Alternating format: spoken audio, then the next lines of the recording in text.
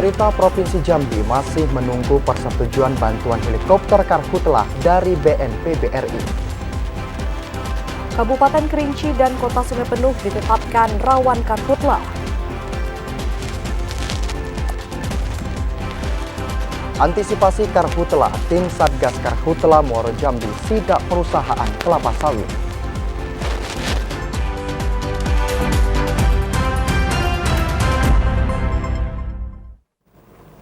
Assalamualaikum warahmatullahi wabarakatuh. Selamat sore saudara.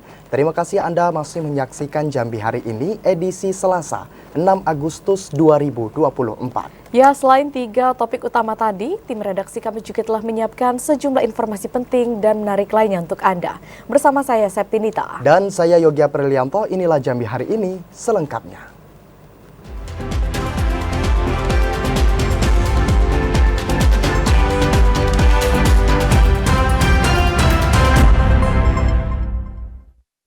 Mengawali informasi Jambi hari ini, saudara, pemerintah Provinsi Jambi masih menunggu persetujuan bantuan 6 unit helikopter Karhutlah dari Badan Nasional Penanggulangan Bencana Republik Indonesia.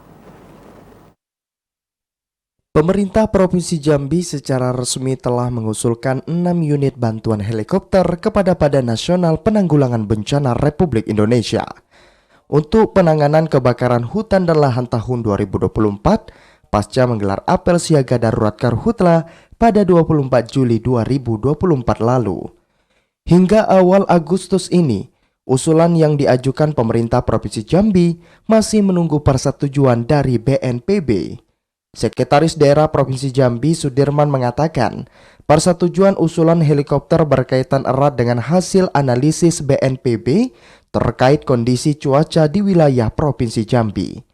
Selain itu, usulan penggunaan helikopter untuk penanganan dan penanggulangan bencana juga tergantung dari keterbutuhan helikopter di provinsi lain.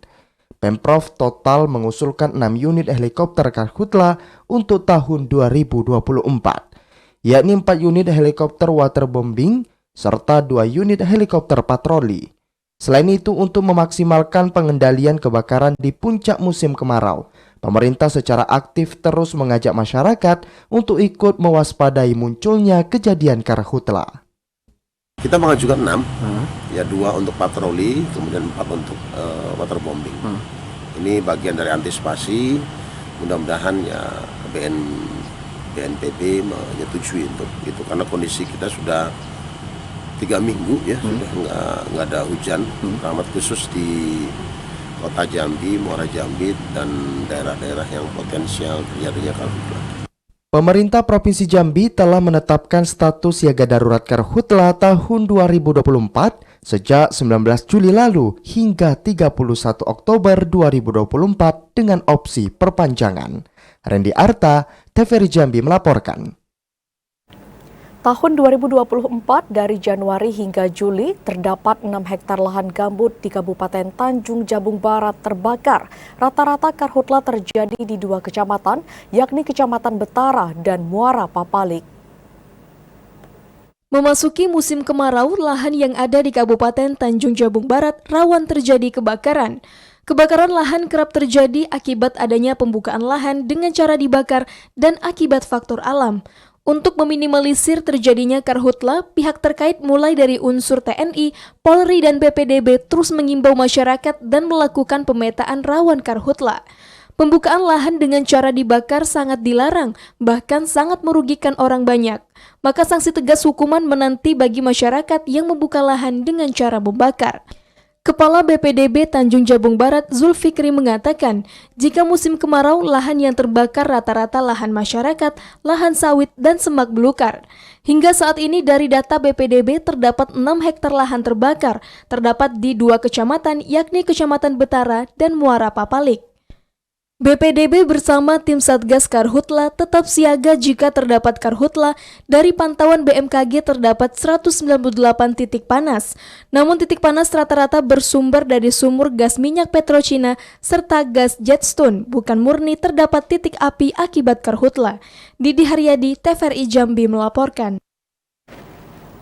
Tahun ini Kabupaten Kerinci dan Kota Sungai Penuh ditetapkan sebagai daerah rawan karhutlah.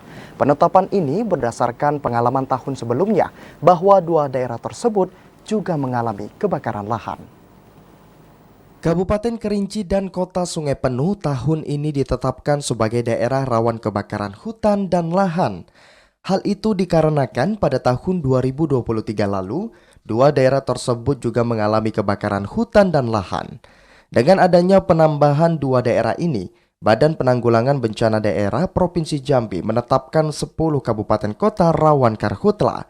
Di antaranya Kabupaten Tanjung Jabung Barat, Kabupaten Tanjung Jabung Timur, Muaro Jambi, Batanghari, Tebo, Bungo, Merangin, dan Sarolangun. Kabid Kedaruratan dan Logistik BPBD Provinsi Jambi, Andre Eko Rinjani mengatakan, sebelumnya hanya ada 8 kabupaten yang ditetapkan sebagai daerah rawan. Namun setelah adanya evaluasi, Kabupaten Kerinci dan Kota Sungai Penuh harus menjadi perhatian khusus. Ada 8 kabupaten yang kita anggap rawan. Nah, tahun ini kita kemungkinan akan menetapkan 10 kabupaten kota karena memang Kabupaten Kerinci dan Sungai Penuh yang selama ini memang kita anggap tidak rawan, ternyata tahun lalu ada beberapa kejadian kebakaran. Makanya memang untuk langkah upaya pencegahan kita tetapkan 10 kabupaten kota kita anggap rawan kebakaran tanah lahan. Sejauh ini BPBD Provinsi Jambi terus melakukan pengawasan dan penanganan karhutla secara maksimal. Helikopter patroli dan pemadaman menggunakan helikopter waterbombing juga telah dilakukan. Joko TVRI Jambi melaporkan. Saudara, tim Manggala Agni Sumatera 13 terus melakukan patroli terpadu di wilayah rawan karhutla untuk menekan pencegahan kebakaran hutan dan lahan. Hal ini seiring terus meningkatnya titik panas di wilayah Kabupaten Sarolangun. Salah satu upaya pencegahan serta mengantisipasi terjadinya kebakaran hutan dan lahan tahun 2024 ini, tim terpadu terdiri dari Polri, TNI, dan BPBD serta Manggala Agni terus melaksanakan pemantauan dan monitoring kawasan perkebunan serta lahan dan hutan, terutama di kecamatan dan desa yang menjadi zona rawan kebakaran hutan dan lahan di musim kemarau saat ini. Kepala Daerah Operasi Manggala Agni Sumatera 13 Muhammad Hakim mengatakan, dalam patroli ini pihaknya melaksanakan himbauan pencegahan serta bahaya kebakaran hutan dan lahan kepada masyarakat. Pihaknya juga memberikan edukasi serta sosialisasi kepada masyarakat yang berada di lahan perkebunan bahwa pencegahan karhutla merupakan tanggung jawab bersama. Untuk itu, perlu kesadaran dan kepedulian terhadap lingkungan. Selain itu, tim gabungan juga memasang sejumlah atribut di wilayah yang menjadi titik fokus. Tentunya mengintensifkan juga kegiatan pencegahan, salah satunya patroli. Selain tentunya kegiatan-kegiatan internal, kita mempersiapkan juga peralatan dan kendaraan kita supaya optimal nanti di lapangan. Untuk patroli, kita sudah melaksanakan di 40 desa dengan volumenya 55 kali. Berdasarkan data hingga tanggal 6 Agustus 2024, tercatat sebanyak 115 titik panas terpantau satelit Aquaterra, sedangkan hari ini terpantau 2 titik panas di wilayah Kecamatan Mandi Angin dan Batin 8. Edi Kusnadi TVRI Jambi melaporkan. Saudara, tim Satgas Karhutla Provinsi Jambi dirikan 62 titik posko penanganan karhutla di Provinsi Jambi. Nantinya posko ini akan menjadi garda terdepan untuk menanggulangi kebakaran hutan dan lahan di Provinsi Jambi. Untuk mengetahui informasi selengkapnya, kami telah terhubung dengan kontributor TVRI Jambi, Asar. Selamat sore, Asar. Ya, Asar, apa saja upaya yang telah dilakukan tim Satgas Karhutla untuk mencegah dan menanggulangi kebakaran hutan dan lahan di Provinsi Jambi ini? Ya, selamat sore. Ya, pemirsa, tim Satgas Satuan Tugas Kebakaran Hutan dan Lahan Provinsi Jambi hingga saat ini terus berupaya melakukan pencegahan maupun proses pemadaman kebakaran hutan dan lahan di Provinsi Jambi. Beberapa upaya terus dilakukan petugas gabungan ini guna mengantisipasi kebakaran hutan dan lahan terjadi di puncak musim kemarau khususnya di Provinsi Jambi. Salah satu strategi yang dilakukan oleh petugas Satuan Satgas Provinsi Jambi yakni mendirikan 62 titik posko di sejumlah kabupaten kota di Provinsi Jambi.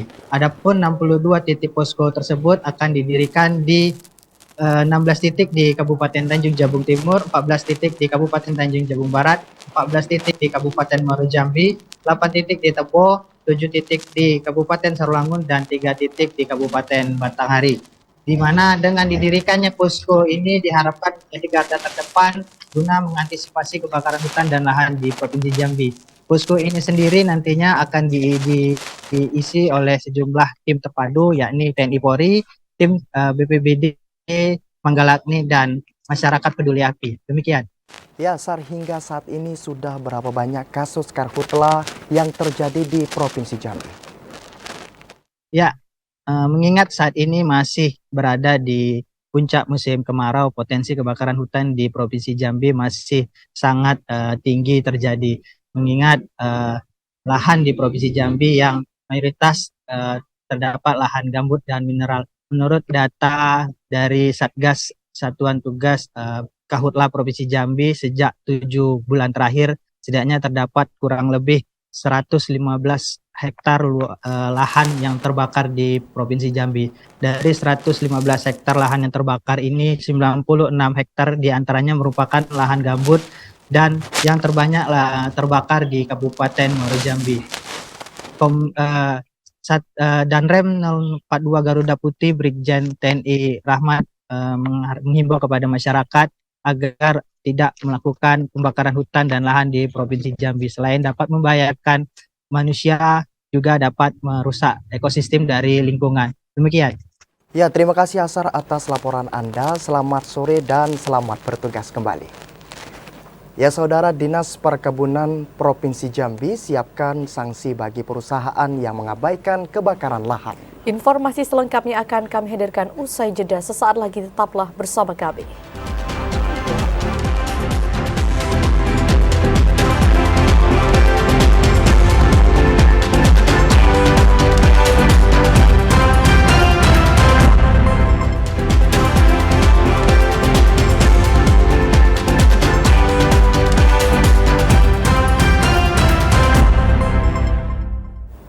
Terima kasih saudara, Anda masih bersama kami di Jambi hari ini. Mengantisipasi meluasnya kebakaran hutan dan lahan, tim Satgas Karhutla sidak di perusahaan perkebunan kelapa sawit untuk memastikan ketersediaan peralatan karhutla. Tim Satuan Tugas Kebakaran Hutan dan Lahan Kabupaten Muaro Jambi melakukan inspeksi mendadak atau sidak di korporasi yang bergerak di perkebunan kelapa sawit. Pada sidak tersebut, Satgas mengecek satu persatu peralatan pemadam kebakaran yang dimiliki perusahaan, mulai dari mesin pompa air hingga personil karhutla yang dimiliki perusahaan. PLT Kalaksa BPBD Muaro Jambi Ahmad Ridwan mengatakan, dalam pencegahan karhutla, setiap perusahaan harus memiliki sarpras dan tim pemadam. Sejauh ini terdapat belasan perusahaan di 3 kecamatan yang telah dilakukan pemeriksaan sarpras karhutla oleh tim Satgas. Dari sidak yang dilakukan, tim masih menemukan perusahaan yang belum memiliki mobil tangki. Atas temuan tersebut, tim Satgas akan menyurati perusahaan agar melengkapi sarpras. PLT Kalaksa BPBD menegaskan, bagi mereka yang tidak mengindahkan akan dikenakan sanksi yang tertuang dalam Peraturan Menteri Pertanian Nomor 5 Tahun 2018 tentang pembukaan atau pengelolaan lahan perkebunan tanpa membakar. Yang sudah kami lakukan adalah dua kecamatan, Kecamatan Gelam dan Kecamatan Kupe Ulu yang Sabtu kemarin. Yang pada hari ini kami meriksa di Kecamatan khusus Sekenan. Sarprasnya untuk hampir semua perusahaan sudah mempunyai sarpras. Tim Satgas juga meminta perusahaan agar dapat membantu pemadaman apabila terjadi kebakaran di sekitar perkebunan. Pengecekan sarpras ini akan terus dilakukan tim Satgas hingga di 8 kecamatan lainnya. Azam Afnan, TVRI Jambi melaporkan. Tim gabungan Satgas Karhutla menggelar sidang ke PT Era Sakti Wira Porestama di kawasan Kupe Ulu, Kabupaten Muaro Jambi. Tim gabungan memeriksa sarana dan prasarana perusahaan dalam menanggulangi kebakaran hutan dan lahan. Tim yang terdiri dari Ditreskrimsus Polda Jambi, BPBD, Dinas Perkebunan dan sejumlah instansi lainnya memeriksa persiapan perusahaan dalam menanggulangi kebakaran lahan. Pemeriksaan ini berupa pengecekan terhadap alat-alat pemadam seperti pompa air, selang, racun api, hingga menara pantau kebakaran lahan di perusahaan. Tim gabungan juga memeriksa kesiapan dan jumlah personel pemadam kebakaran yang disiagakan perusahaan. Pemeriksaan ini dilakukan untuk memastikan perusahaan sanggup dalam mencegah dan menanggulangi kebakaran lahan. Berdasarkan hasil pemeriksaan, tidak ditemukan adanya pelanggaran yang dilakukan perusahaan. Bersama-sama, baik itu perlengkapan untuk pencegahan karhutla, ada mesin injek, kemudian ada menara di sini, kemudian ada kita embung air dan sebagainya. Kita cek bersama dan alhamdulillah ini juga lengkap. Kemudian di EWF sendiri itu ada 3 regu karena luasannya 6.000 hektar, ada 3 regu dan itu sesuai dengan peraturan semuanya dan kita cek semuanya. Dan dari pihak EWF sendiri juga memberikan bantuan kemarin beberapa apabila di sekitarnya itu ada kebakaran, termasuk kemarin di Sijinjang juga ada memberikan bantuan untuk pemadaman. Pemeriksaan bakal dilakukan bertahap terhadap perusahaan lainnya. Tim Satgas mengingatkan perusahaan lainnya untuk mempersiapkan segala sarpras penanggulangan kebakaran. Sanksi pidana bakal tetap diberlakukan bagi perusahaan yang lalai dan abai jika terjadi kebakaran lahan di wilayahnya. Ari Haryono, TVRI Jambi melaporkan. Dinas Perkebunan Provinsi Jambi bakal memberikan sanksi teguran hingga pencabutan izin bagi perusahaan yang abai terhadap kebakaran lahan. Sejauh ini, sejumlah perusahaan perkebunan terdata sudah menerapkan sarpras dan pengelolaan air yang baik. Dinas Perkebunan Provinsi Jambi terus memantau persiapan menanggulangi karhutla di Provinsi Jambi. Secara rutin, Disbun memeriksa sarana dan prasarana perusahaan hingga kelola air untuk memadamkan kebakaran lahan. Selama 4 tahun terakhir, 20 hingga 30 perusahaan perkebunan diperiksa. Dari hasil pemeriksaan, sebagian besar perusahaan di Jambi sudah melengkapi sarpras dan memiliki personil yang mumpuni. Selain itu, sebagian perusahaan perkebunan telah menerapkan pengelolaan air yang baik berupa kanalisasi dan embung, khususnya di area lahan gambut. Namun Disbun mengingatkan perusahaan agar tidak abai terhadap kebakaran lahan di kawasan perusahaan dan area radius 5 km dari perusahaan. Sanksi teguran hingga pencabutan izin bakal diberlakukan bagi perusahaan yang abai dan lalai dalam mencegah karhutla. Kalau sesuai permentan dan undang-undang itu kan semua harus sistem organisasinya juga semua itu harus dipenuhi Pak sesuai undang-undang 2014. Nah kalau itu kita kasih teguran Pak dari dinas kita. Tegurannya berupa apa? Tegurannya berupa surat dulu sementara, kemudian masih juga belum, kita nilai lagi gitu Pak. Oh. Jika tidak bisa dicabut Bu? Kalau nanti pencabutnya ada di bidang lain gitu Pak. Kalau kita cuma penilaian sarana sama tata kelola air. Berdasarkan data Dinas Perkebunan, di Provinsi Jambi terdapat 185 perusahaan perkebunan, terdiri dari 183 perusahaan perkebunan sawit dan 2 perusahaan perkebunan karet. Ratusan perusahaan tersebut sebagian memiliki pabrik pengolahan. Ari Haryono, TVRI Jambi melaporkan. Kepolisian Polres Tebo berkomitmen akan menindak secara tegas pelaku pembakaran hutan dan lahan. Hal tersebut dilakukan dalam rangka penegakan hukum guna mencegah niat masyarakat lainnya. Memasuki musim kemarau tahun 2024, Kepolisian Polres Tebo memberikan perhatian serius dalam upaya mencegah kebakaran hutan dan lahan di wilayah Kabupaten Tebo. Bahkan Polres Tebo juga berkomitmen menindak secara tegas setiap pelaku yang melakukan pembakaran maupun perambahan hutan. Kapolres Tebo AKBP Iwayan Arta Aryawan menjelaskan, Kepolisian Polres Tebo pada bulan Mei sudah mengantisipasi kejadian kebakaran hutan dan lahan di wilayah Kabupaten Tebo. Bahkan pihaknya juga sudah melakukan penindakan hukum terhadap para pelaku. Kapolres juga menegaskan kepolisian akan terus berkomitmen dalam upaya penegakan hukum terhadap pelaku pembakaran hutan dan lahan. Polres juga berharap dukungan dari Porkopimda maupun masyarakat dalam proses penyidikan dan penegakan hukum terhadap para pelaku pembakaran hutan dan lahan. Polres Tebo akan meningkatkan komitmen kami untuk lebih mengupayakan penegakan hukum dalam rangka mencegah niat dari masyarakat lainnya untuk melakukan hal serupa. Jadi semoga dari tim terpadu yang kita sudah canangkan dan kita tetapkan bersama dengan Porkopimda, berharap semua nantinya instansi terkait dapat mendukung, perusahaan juga masyarakat dapat mendukung dalam proses penyidikan. Sementara itu, terhitung sejak Januari hingga Agustus, Polres Tebo telah berhasil menindak 4 pelaku baik perambah maupun pembakaran. Dan saat ini para pelaku tengah dilakukan penyidikan. Intizam TVRI Jambi melaporkan.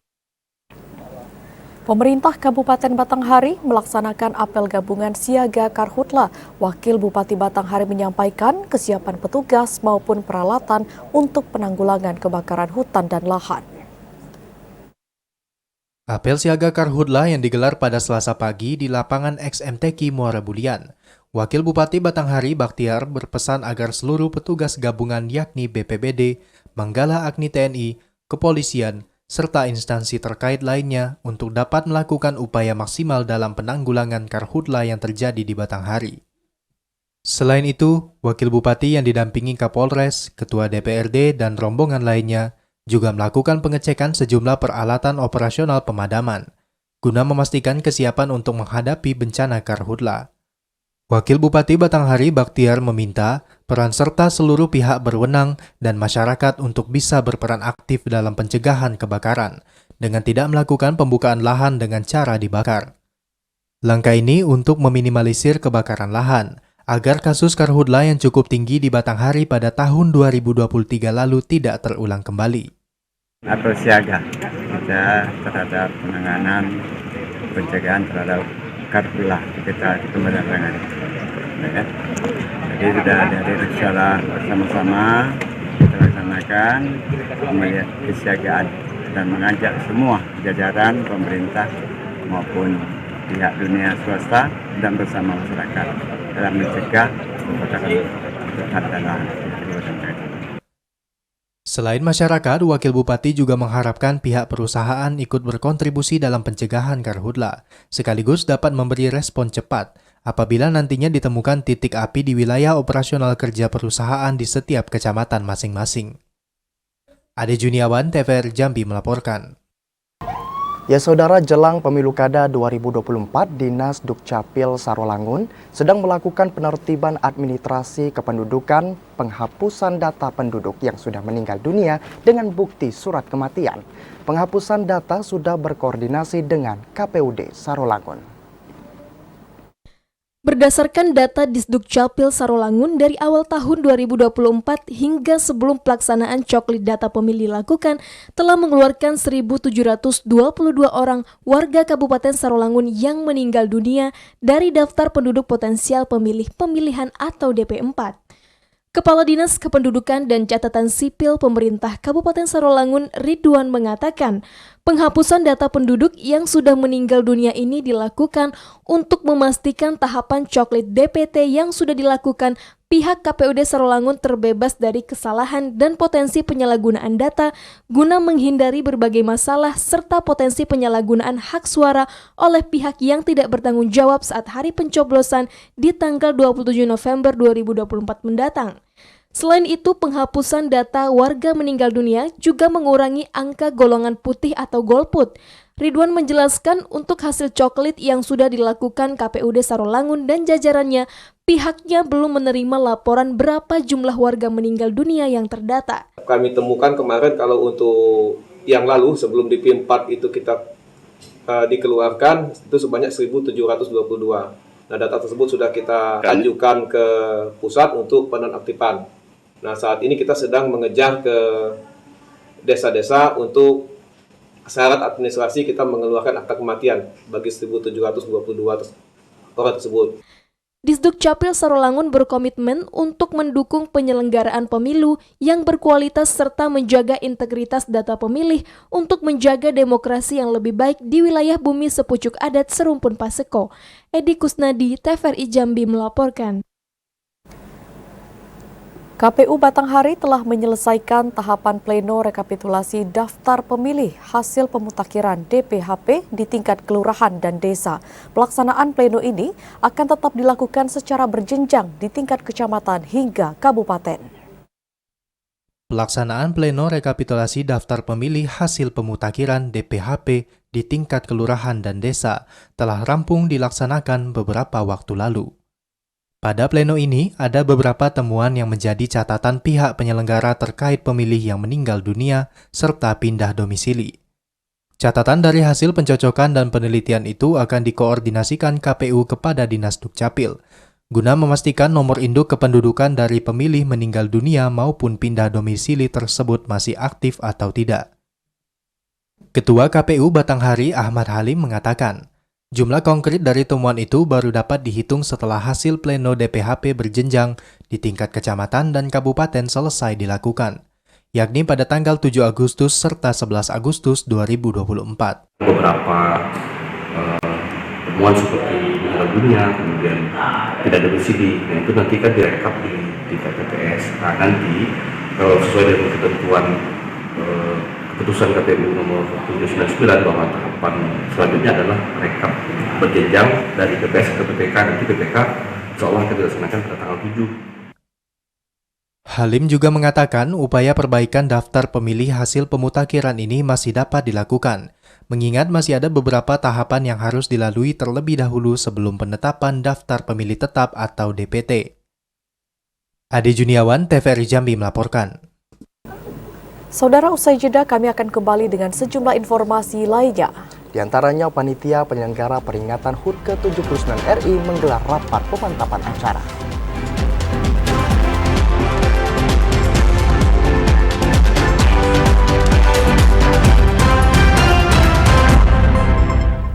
Terima kasih Anda masih menyaksikan Jambi Hari ini dalam segmen Advertorial.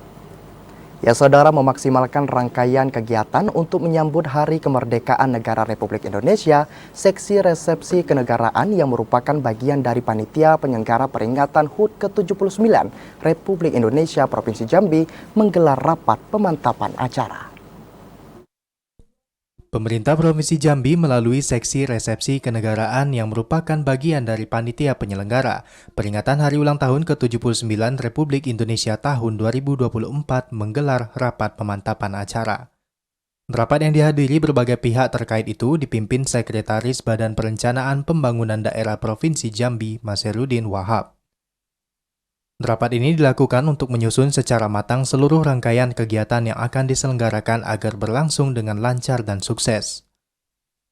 Berdasarkan jadwal yang sudah disusun, pelaksanaan kegiatan untuk resepsi kenegaraan akan dilakukan di Auditorium Rumah Jabatan Gubernur Jambi pada 17 Agustus Sabtu malam. Nantinya acara resepsi kenegaraan akan diisi sejumlah hiburan dari Disbudpar Provinsi Jambi, mulai dari sajian musik, lagu, hingga tari-tarian.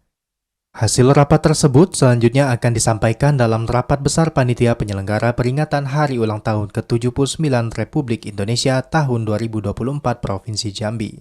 Rapat pada hari ini yaitu membahas tentang sesuai dengan bidang seksi resepsi kenegaraan, di mana dalam bidang seksi kenegaraan ini yaitu untuk acara nanti setelah pelaksanaan daripada apel penurunan bendera. Pada malamnya dilaksanakan langsung acara resepsi kenegaraan yang akan dihadiri oleh seluruh Forkompinda, kemudian Paskibraka, kemudian undang-undangan untuk para OPD dan instansi pertikal lainnya. Penyelenggaraan resepsi kenegaraan peringatan Hari Ulang Tahun ke-79 Republik Indonesia tahun 2024 tingkat provinsi akan disiarkan langsung oleh TVRI Jambi. Drendiarta, Adli, TVRI Jambi melaporkan. Ketua TPPKK Provinsi Jambi Hesnidar Haris meminta seluruh ketua pembina posyandu kecamatan dan desa di Kabupaten Merangin mengelola posyandu secara terpadu yang melibatkan semua pihak. Ketua Tim Penggerak Pemberdayaan dan Kesejahteraan Keluarga atau TPPKK Provinsi Jambi, Hesnidar Haris menghadiri kegiatan pengukuhan Ketua Pembina Posyandu Kecamatan Kabupaten Merangin. Acara tersebut dilaksanakan di ruang pola utama sebelah kantor dinas Kominfo Merangin. Dalam kesempatan itu, Hesnidar meminta seluruh ketua pembina posyandu, kecamatan, dan desa di Kabupaten Merangin mengelola posyandu secara terpadu yang melibatkan semua stakeholder. Hesnidar berharap agar seluruh pembina posyandu dapat bekerja sama dengan seluruh pihak, berkolaborasi, serta bersinergi sehingga kegiatan posyandu di Kabupaten Merangin dapat berjalan lancar dan lebih maju ke depannya. Hesnidar juga meminta kepada ketua pembina agar mengembangkan posyandu dari sebelumnya yang hanya menyasar balita ditambah lagi ke remaja dan lansia. Pelayanan kurs pelayanan terpadu, benar-benar pelayanannya ditingkatkan secara terpadu, kemudian pelayanan yang semakin baik untuk masyarakat, tidak hanya bidang kesehatan, tapi berbagai pelayanan yang dilaksanakan di masyarakat. Sementara itu, Ketua TPPKK Merangin, Indria Mayesti Mukti mengharapkan agar Ketua Posyandu yang dilantik dapat menjalankan tugasnya dengan sebaik-baiknya dan dapat memberdayakan masyarakat dalam meningkatkan derajat kesehatan masyarakat, khususnya dalam percepatan penurunan stunting. Hal ini seiring dengan tujuan nasional Indonesia Emas 2045 tidak ada lagi anak-anak stunting. Pada kesempatan itu, Ketua TPPKK Provinsi Jambi menyerahkan Kartu Identitas Anak atau KIA, penyerahan bingkisan kepada 25 orang anak duafa dan bingkisan kepada 25 orang anak stunting, dan ditutup dengan peninjauan bazar pelaku usaha mikro kecil menengah atau UMKM Merangin yang menjajakan aneka jenis makanan ringan dan berbagai jenis kerajinan tangan. Ramadan Cerbitakasa, TVRI Jambi melaporkan. Guna membantu masyarakat untuk mendapatkan ketersediaan kantong darah, Kantor Wilayah Kementerian Hukum dan HAM Jambi menggelar aksi donor darah. Kegiatan yang diikuti seluruh unit pelaksana teknis Kemenkumham Jambi ini juga merupakan rangkaian dari pengayoman yang ke-79.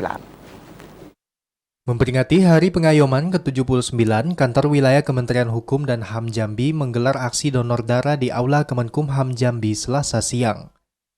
Kegiatan yang diikuti seluruh unit pelaksana teknis Kemenkumham Jambi ini dilakukan guna membantu masyarakat untuk mendapatkan ketersediaan kantong darah. Sebelum donor, para peserta terlebih dahulu mengikuti serangkaian pengecekan kesehatan oleh petugas, seperti pengecekan tensi darah, riwayat penyakit, hingga golongan darah. Kepala Kantor Wilayah Kementerian Hukum dan HAM Jambi, Adnan, mengatakan, dalam kegiatan tersebut ditargetkan seluruh UPT Kantor Wilayah Kementerian Hukum dan HAM Jambi dapat berpartisipasi. Dan kantong darah yang telah terkumpul akan langsung diserahkan ke petugas PMI agar dapat segera dimanfaatkan oleh masyarakat yang membutuhkan. Sementara itu, Manajer Kualitas Unit Donor Darah PMI Kota Jambi, Dr. Evi, mengucapkan terima kasih kepada Kantor Wilayah Kementerian Hukum dan HAM Jambi yang mengadakan kegiatan donor darah. Diharapkan darah yang telah diberikan dapat bermanfaat kepada masyarakat yang membutuhkan. Saya dengan Dr. Evi dari Unit Donor Darah PMI Kota Jambi. Pada hari ini kami melakukan kegiatan donor darah dalam rangka Hari Pengayoman yang ke-79. Kami dari PMI mengucapkan banyak terima kasih karena selalu melibatkan PMI dalam kegiatan bakti sosial donor darah. Pada hari ini, alhamdulillah terkumpul 46 kantong darah yang berhasil dengan 20 kantong, 20 orang yang gagal seleksi. Harapannya semoga Kemenkumham selalu jaya dan sukses selalu. Kegiatan donor darah diharapkan dapat secara rutin dilaksanakan dan diikuti oleh sejumlah instansi yang ada di Kota Jambi, sehingga ketersediaan darah bagi masyarakat yang membutuhkan dapat terus tersedia, sehingga penanganan medis dapat semakin cepat dilakukan. Asyar, TVRI Jambi melaporkan. Saudara, akibat konflik, 3 desa di Provinsi Jambi gagal disalurkan dana desa. Informasi selengkapnya usai jeda, tetaplah bersama Jambi Hari ini.